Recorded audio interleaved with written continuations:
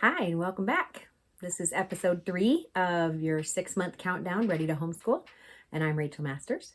We are talking this week about your family mealtime, and if you haven't gone to my blog and printed out this week's handouts, feel free to do that. I'll be going through them, and you can make some notes on them. Again, you're going to wonder, why aren't we talking about homeschooling yet? But you're not ready for that yet. Do you plan to be hungry on the days that you homeschool? Most likely, yes. And believe me, you're going to want this section of your life to be on autopilot when you start homeschooling. You want to make sure that you've got your systems in place so that you have a plan to feed your family on a regular basis. And so that's what we're going to be talking about today. And that gives you plenty of time to work on this plan, to make sure that you've compiled some recipes that your family likes, to get your grocery shopping ideas in place, to figure out if you need to maybe cut back a little bit on eating out and spend more time at home. That's why we're going over this early in the sessions, because I want you to be having that section of your life on autopilot when you hit the fall, ready to homeschool. So this week we are talking about how important it is to eat together as a family. I want you to think back for a few minutes to what your experience was growing up in the family that you grew up in, whatever that family looked like. How often did you sit down around the table to share a meal together? And who cooked it? Who did the cleanup? When you think about your own family going forward and how you want to structure your mealtime, your past experiences are going to have an influence on that and what that looks like. You don't have to do the same thing that happened in your family growing up, but you have to realize that those attitudes and those expectations are all following you into your own family. And so that's going to have an impact on what that looks like for you. My family, my mom was a cook, a home cooked meal kind of cook on the farm. My dad would have hired hands. And so we would have an early breakfast. During the summer, there would be a 10 o'clock in the morning coffee break. There would be a big meal for everyone together about noon, 12:30. Another coffee break around 4 in the afternoon, and then a family supper around 6 or 7. And sometimes even a little bedtime snack. That's 6 meals or 6 snack times or 6 something that my mom put together and then did the dishes for. So I was very influenced by my parents, my family, and my mom, who spent a lot of time in the kitchen. There is a place, I put the website on there, it's called thefamilydinnerproject.org, and a lot of different people have done studies now on the impact of having a family meal upon the family. They're actually finding that just sitting down and having 5 meals together a week as a family, as an average, can actually prevent your kids from a lot of harmful behaviors, drug and alcohol abuse, peer pressure to do other things in their teen years, even younger kids. It has an impact, and they actually have an increased vocabulary. There's all sorts of random things that really can't be explained by just sitting down and having supper together. You wouldn't think that would have such a big impact, but it does.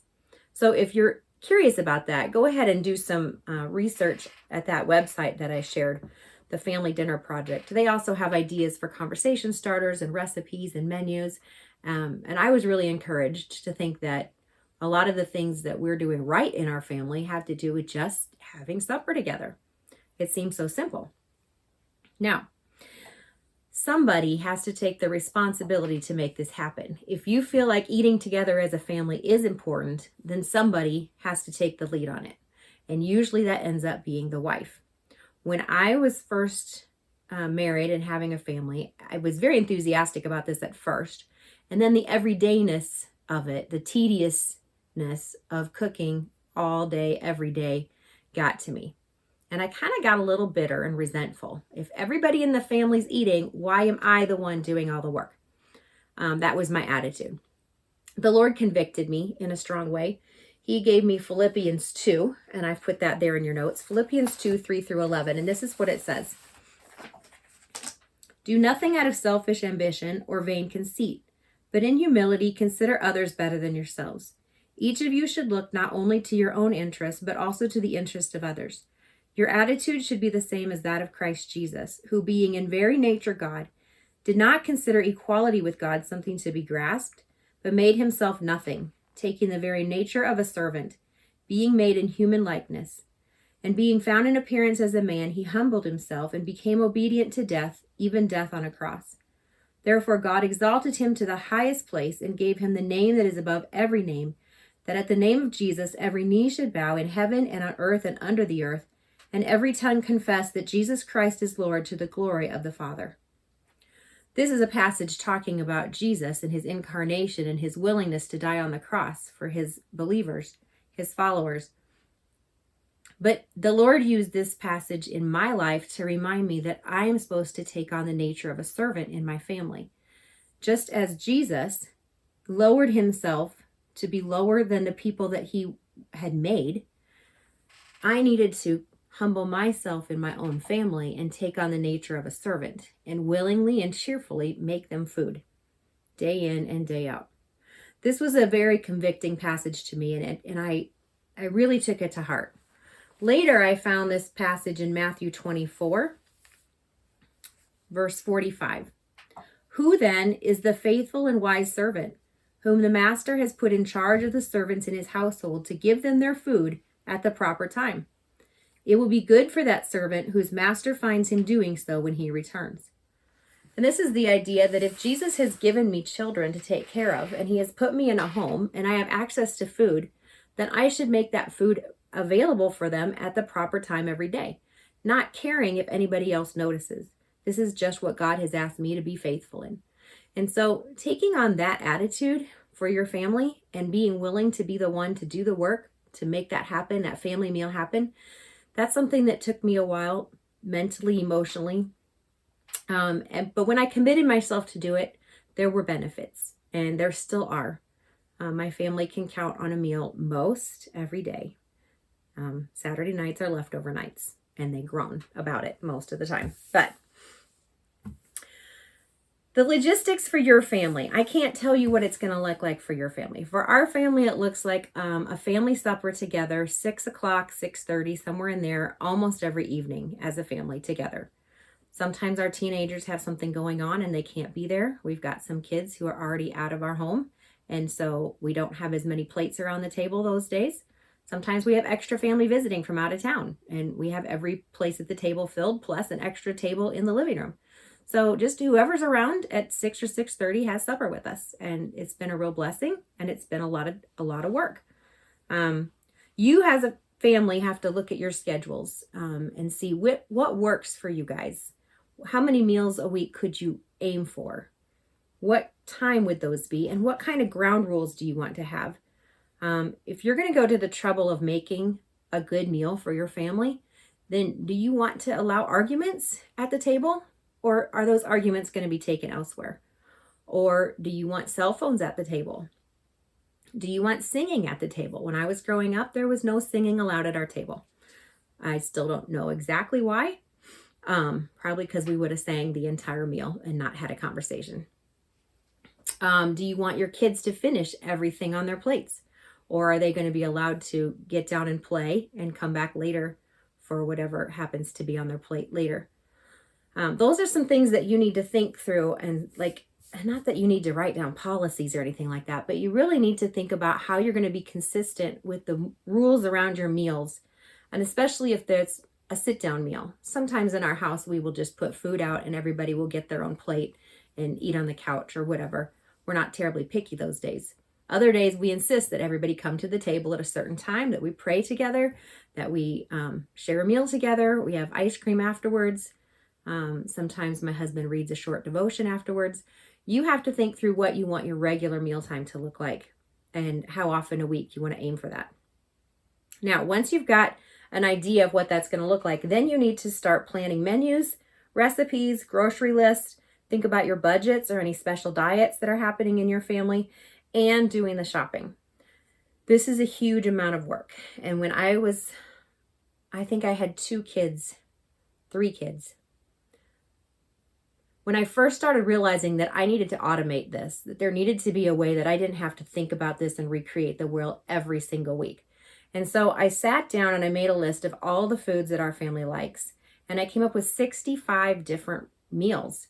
And then I put side dishes with them and actually came up with a rotating meal plan.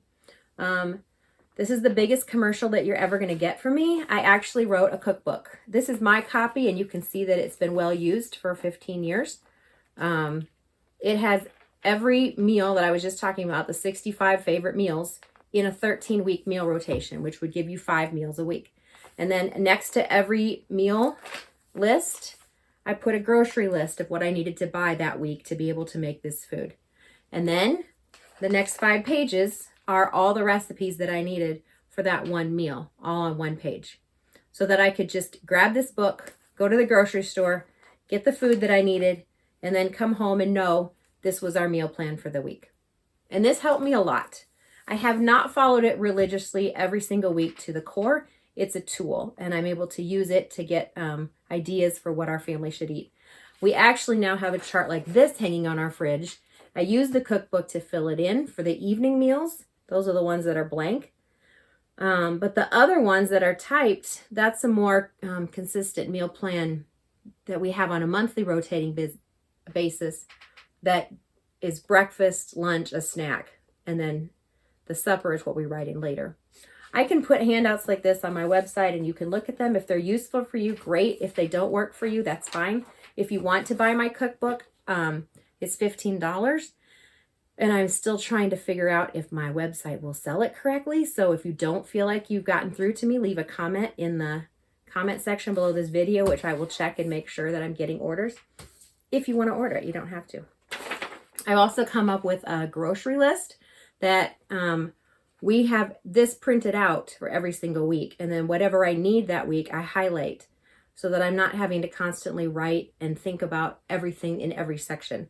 I tried to organize it by sections in the grocery store. So produce, meat, canned and dry foods, dairy's down here, frozen's over here. And then I just have a list of what our family usually buys.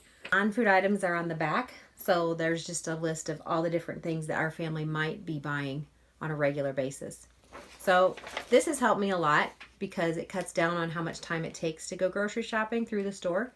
And what's helped me even more is downloading the Walmart app on my phone and the Fairway app on my phone, because now I can grocery shop on a Friday night and go pick it up on a Saturday when I'm going to be in town anyways. And it has helped our family a lot because I can even send my husband or my teenage kids to go pick up my groceries. So, but some way, you're the one who knows what needs to come into your house that week to make a list of food. The reason I do it a week at a time is because we live in the country in Iowa. Our stores are about 40 minutes away. You might be in a different situation where you can stop at a store every night on the way home. If that's your situation and you don't need to plan for a whole entire week at a time, try to make it so that you know what you're going to have for supper by 9 o'clock in the morning. If you can have that decided by 9 o'clock in the morning, then you're going to be better off the whole rest of the day not worrying about it. Little secret, if you keep a can of beef stew and a box of minute rice in your cupboard, you can always make something for supper with 20 minutes to spare. Same thing with a pack of spaghetti, a can of spaghetti sauce, and meat that has already been pre-cooked and frozen, ground beef. So if you want quick, easy meals, I would keep a few on hand just for those nights when you really can't handle anything else or you get sick and somebody else has to cook for you. But for the most part, plan out some easy meals. They don't have to be gourmet. Your family just needs to eat. So think about easy meals. Every once in a while, make a special fancy meal, something, you can invite somebody to dinner. But make a plan. A plan will help you, and getting that on autopilot is gonna be great for you. The reason I made the cookbook is because this used to be my life. I would think about what I wanted to eat, and then I would look through a stack this big to try to find the recipe. I still have to do this every once in a while because a few of our favorite recipes have not made it into the book because the book is already 15, 16 years old. So there's a lot of things that we've added in our family that I still have to go through a list like that. But maybe I'll write another cookbook someday and that I won't have to do that again. Another thing you can do with my cookbook is you can take a copy and share it with your teenage kids. Teaching your kids how to cook and bake is a life skill, and it can be counted as homeschool credit. Especially in the teen years, you can count it as personal living skills or home ec or food and nutrition. But each of my older high school kids has their own cookbook. And then they keep track of what they've cooked by writing a little note. Like, let's say it was broccoli cheese soup the other day and Jessica helped with it. Then she would actually take out her cookbook and write the date that we made it and any notes that she wants to add to the bottom of it, which isn't a good example because Jessica doesn't have her own cookbook yet. So anyways, all right, that's my challenge to you. Plan out your family meals, get a good rotation going, have this part of your life on autopilot. And remember, on week 5, we're going to discuss shepherding a child's heart. So make sure you're making steps to get that copy of that. Thank you. See you next time.